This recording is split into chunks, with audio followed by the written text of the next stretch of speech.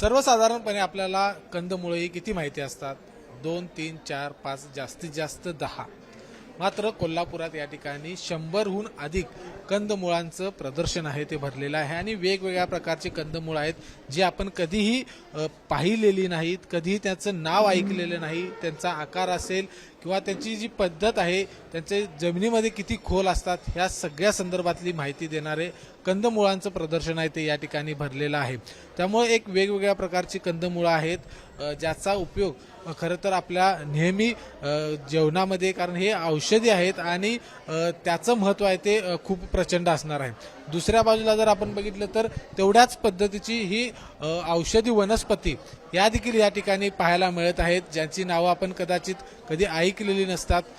ती सगळी ही वनस्पती आहेत त्या या ठिकाणी पाहायला मिळतात, ज्याचं खरं तर औषध, कुठली वनस्पती कुठल्या आजारावर आहे या संदर्भातली सगळी माहिती आहे ती देण्यात आली आहे. त्यामुळं एक खूप महत्त्वाचं प्रदर्शन आहे ते या ठिकाणी पाहायला मिळते. मला सांगा, हे अशा पद्धतीचं प्रदर्शन सहसा पाहायला मिळत नाही. काय हेतू आहे कंदमुळांचं प्रदर्शन असेल किंवा औषधी वनस्पतींचं प्रदर्शन? आता आपण जर बघितलं तर इथे 100हून अधिक कंदांचे व्हरायटी आपण स्पेसिमेन्स ठेवलेले आहेत. 150हून अधिक औषधी वनस्पती इथे प्रदर्शित आहेत आणि 50हून अधिक फुलपाखरांना आकर्षित करणारे वनस्पती आपण प्रदर्शित केलेले आहेत. कंदांचं आता आपण जर बघितलं तर 2.5-3 फुटाचे, 4 फुटाचे असे कंद हे आपण कल्टिवेट केलेले आहेत. 2-3 वर्षापूर्वी आपण त्यांचं संकलन केलं होतं वेगवेगळ्या भागातून आणि त्याचं कल्टिवेशन आपण स्वतः करून, हे मोहन माने म्हणून आमचे डिरेक्टर आहेत, त्यांनी ह्याचं संकलन केलं आहे आणि हे 6 ते 7 महिन्यात हे 2.5-3 फुटाचे कंद होतात. तर हे डिस्प्लेला ठेवायचं कारण असं आहे की शेतकऱ्यांनी त्याचं एक साईड पीक आणि आता जे शेतकऱ्यांचे जे प्रॉब्लेम्स आहेत त्याच्यातनं एक इन्कम सोर्स एक वेगळा, आणि त्याला भरपूर डिमांड पण भरपूर आहे मुंबईच्या मार्केटमध्ये, बाकी सगळ्याच मेट्रो सिटीजमध्ये. आणि जास्तीत जास्त अवेअरनेस त्याचा व्हावा, प्रसार व्हावा आणि लोकांनी त्याचं लागवड आपल्या शेतामध्ये करावी आणि त्याचं आपले जी येणारी जी पिढी आहे त्यांना हे जे आपल्या पूर्वजांचा जो ठेवा सगळा आहे तो पास ऑन व्हावा, त्यांना सगळी त्याची माहिती मिळावी.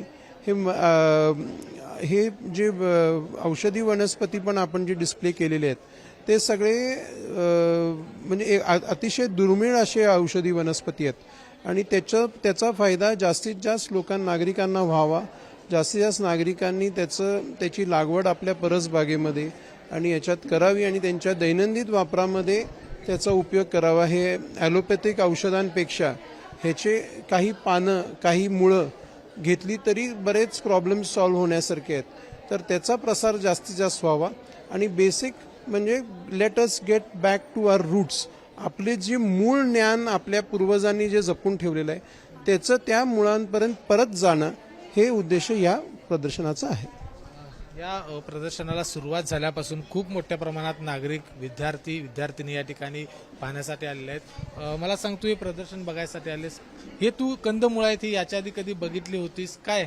नाही, याच्या आधी कधी बघितली नव्हती, आत्ताच पहिल्यांदा बघितली आहे तेवढी कंदमुळं. वन औषधाचे वनस्पती आहेत त्या देखील वेगळ्या बघायला मिळाल्या असतील. हो, आता आम्ही आत्ता चाललोय, पण आम्ही आता कंदमुळं बघितल्यात, आता वनस्पती बघायला जाणार आहे.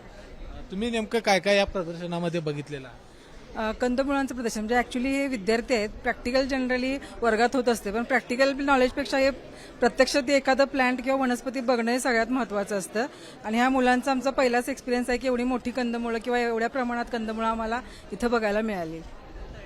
तर आपण बघितलं की हे सगळे विद्यार्थी असतील, मुले आहेत, ज्येष्ठ नागरिक आहेत, ते या ठिकाणी आलेले आहेत आणि कंदमुळांचे प्रदर्शन. आणि ह्याचं महत्त्व असं आहे की शेतकऱ्यांनी देखील अशा पद्धतीने याची लागवड करून, कारण या कंदमुळांना मार्केटमध्ये खूप मोठी मागणी आहे, त्याला खूप मार्केट आहे ते तयार आहे, त्यामुळे ते मार्केट आहे ते कॅच करणं शेतकऱ्यांनी, हे खरं तर उद्देश या महोत्सवाचा आहे.